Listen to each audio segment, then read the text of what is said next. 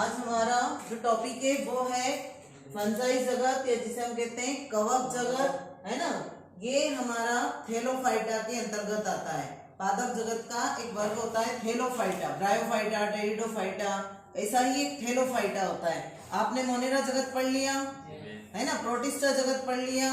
अब है कवक जगत। कवक जगत आपने देखा होगा कि बारिश के समय में, है ना, या फिर गर्मी बहुत होती है तब। हम गर्मी के समय में क्या होता है, बारिश के समय में भी हमने देखा होगा, और गर्मी के समय में आपने देखा है कि हम क्या करते हैं, गर्मी के समय में सारी चीजों को फ्रिज में स्टोर करके रखते हैं। क्यों रखते हैं फ्रिज में स्टोर करके? कि उन चीजों में क्या नहीं लग जाए, कवक मतलब फंगस, फफूंद नहीं लग जाए। आपने देखा होगा बारिश के समय में आपकी रोटी रखी है, ब्रेड रखी है, नींबू रखा है, टमाटर है, उनके ऊपर अदरक है, उनके ऊपर ऐसी व्हाइट व्हाइट कलर की पूरी फफूंद जम जाती है, जमती है ना कवक। तो वो फफूंद जो होती है, फफूंद क्या होती है, ये पूरी सर्वव्यापी है। इसको ये कहीं पे भी उग सकती है। जहां जीने के लिए इनको थोड़ा सा मौका मिला, इनको वातावरण मिला, ये वहां पे जो है क्या हो जाती है। हाँ, तो फफूंद जो होती है उसको क्या है, एक तो सबसे पहले आप ये ध्यान दें कि आपने जब भी कवक देखा होगा या फफूंद देखी होगी तो वो कैसी होती है, रंगीन होती है, रंगहीन होती है, रंगहीन होती है। क्लोरोफिल उसमें नहीं पाया जाता, इसलिए वो अपना भोजन नहीं बना सकती। तो वो कैसी होती है, विषमपोषी, मृतजीवी, परजीवी, सहजीवी, परपोषी होती है, दूसरों पे डिपेंड रहती है, अपना भोजन स्वयं नहीं बना सकती। और कुछ कवक आपने सुना होगा, लोग मशरूम की खेती करते हैं क्योंकि उनसे बहुत सारे पोषक पदार्थ मिल रहे हैं, बहुत अधिक मात्रा में प्रोटीन, बहुत अधिक पोषक पदार्थ मिल रहे हैं, तो लोग मशरूम की खेती करने लग गए बहुत अधिक मात्रा में। तो खाने योग्य मशरूम अलग होते हैं, और कुछ जो होते हैं वो विषैले होते हैं, जो कहीं भी सड़ी गली जगह पे उग जाते हैं। जैसे एक नाम सुना होगा आपने, कुकुरमुत्ता।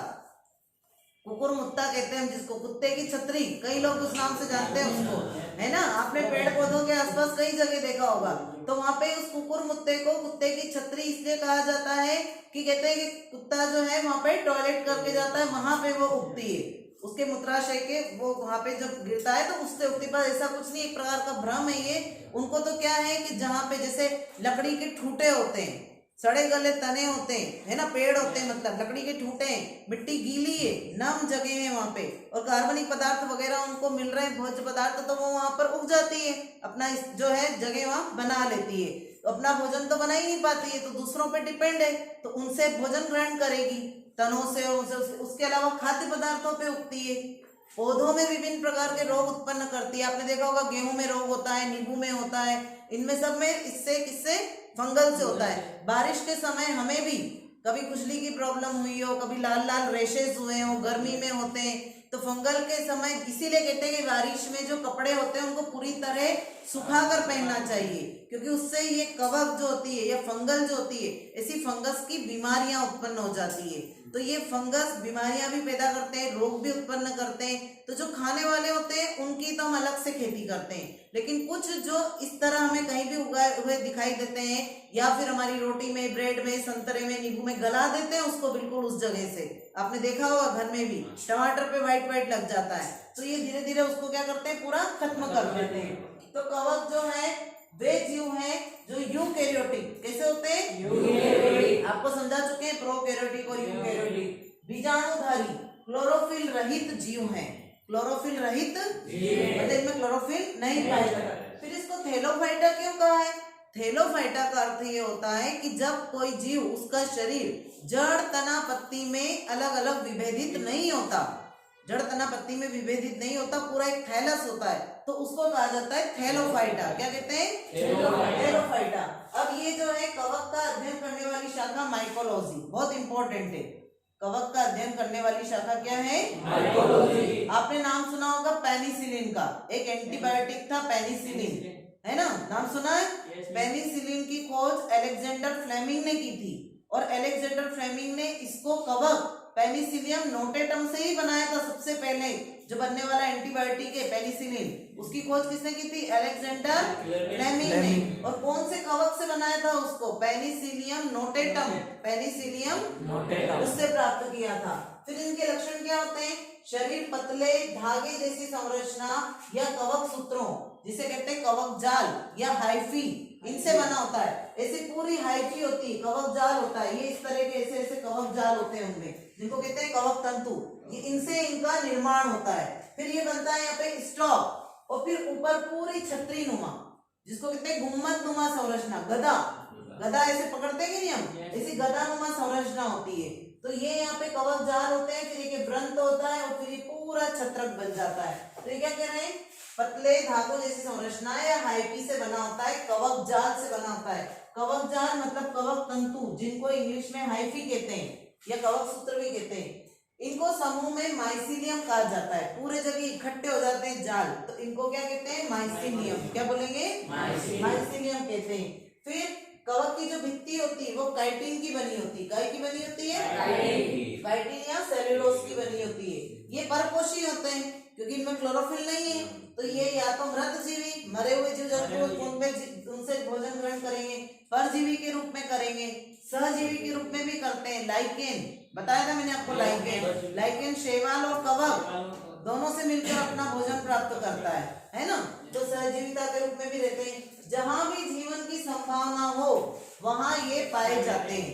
आप किसी चीज को ऐसे रख के भूल जाओ, रोटी को रख दिया, किसी सब्जी को रख दिया, किसी को अदरक को रख दिया, कोई टमाटर को रख दिया, काफी समय तक जब वो रखा रहेगा नमी वाले स्थान पे, है ना, या बहुत ज्यादा गर्मी हो, तो वहां पे क्या होता है, उनमें फफूंद आ जाती है। क्या आ जाती है, फफूंद आ जाती है। फिर उसके बाद में यहाँ पे आज हम देखेंगे इसके रूप में, मतलब जो एक कवक है उसके एग्जाम्पल के रूप में, क्योंकि अलग अलग प्रकार के कवक होते हैं। तो आज हम यहाँ पे देखेंगे एगेरिकस, जिसको हम कुकुरमुत्ता भी कहते हैं, सामान्य भाषा में उसको कुत्ते की छतरी कहा जाता है। इसको क्लब फंजाई के नाम से भी जाना जाता है।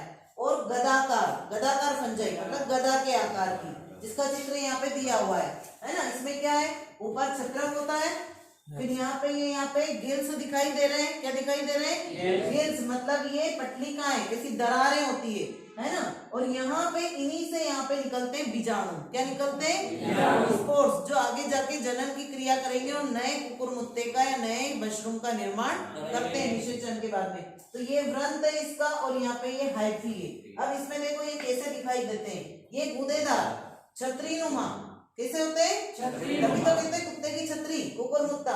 छतरीनुमा सड़ी गीली लकड़ी के लट्ठों या वृक्ष के तनों के आसपास, ऐसे तनों के आसपास अभी देखना बारिश में आपको दिखाई देंगे, ऐसे उग जाते हैं। और कहाँ पाए जाते हैं, कार्बनिक पदार्थों से युक्त नम भूमि में अपना भोजन वहां से प्राप्त करते रहते हैं। और झुंड में भी उगते हैं, कभी कभी एक भी होता है, कभी कभी पूरा झुंड में, इसीलिए क्लब भी एक पूरा गुच्छा होता है। कुछ जातियां इनकी खाने योग्य होती है और कुछ कैसी होती है, विषैली होती है। किस किस ने कुकुरमुत्ता देखा है, शाबाश, अपने आसपास देखा है। कौन से कलर का होता है, सफेद कलर का, और एक डंडी होती है, ऊपर क्या होती है, छतरी, है ना। हाँ, छतरी नुमा संरचना होती है। अब हम आपको यहाँ पे जो है कुकुरमुत्ता दिखाएंगे। ये देखिए आप, ये मशरूम जिसको हम कुकुरमुत्ता कहते हैं या एगेरिकस कहते हैं, ये कौन से वर्ग का, ये लिखा मैंने यहाँ पे, बेसिडियोमाइसिटिस। अलग अलग वर्ग होते हैं इसमें भी कवक में, तो ये बेसिडियोमाइसिटिस का है। इसमें यहाँ पे जो है, यहाँ पे ऊपर का आप देखिए, ये इसका व्रंत है,